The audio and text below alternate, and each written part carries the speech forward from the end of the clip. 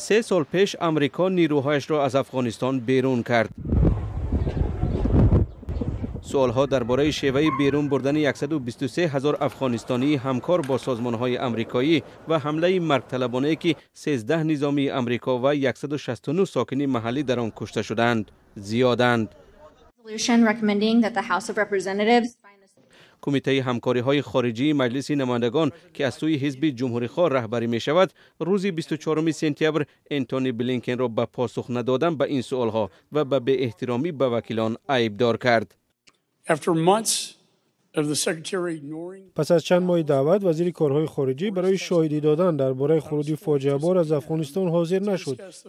مجبور شدیم او را از طریق دادگاه دعوت کنیم. به قرار دادگاه به احترامی کرد و برای پاسخ دادن نآمد.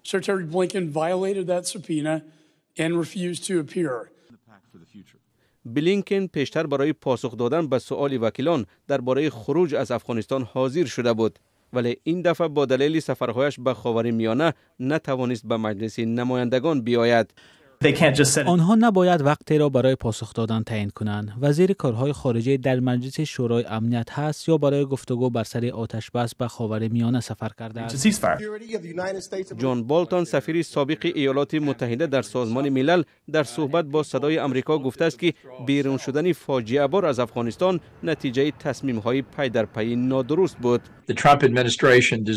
مأموریت ترامپ را برای سازش با طالبان باید تنقید کرد. این خطای یکم بود، ولی همراه نکردن حکومت افغانستان با گفتگو خطای فاجعه بار بود.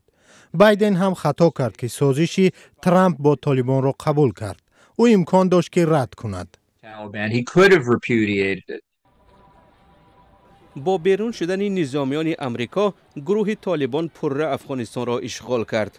حکومت این گروه را هیچ کشور به رسمیت نمیشناسد و جامعه جهانی طالبان را برای نقض حقوق شهروندان سخت تنقید میکند.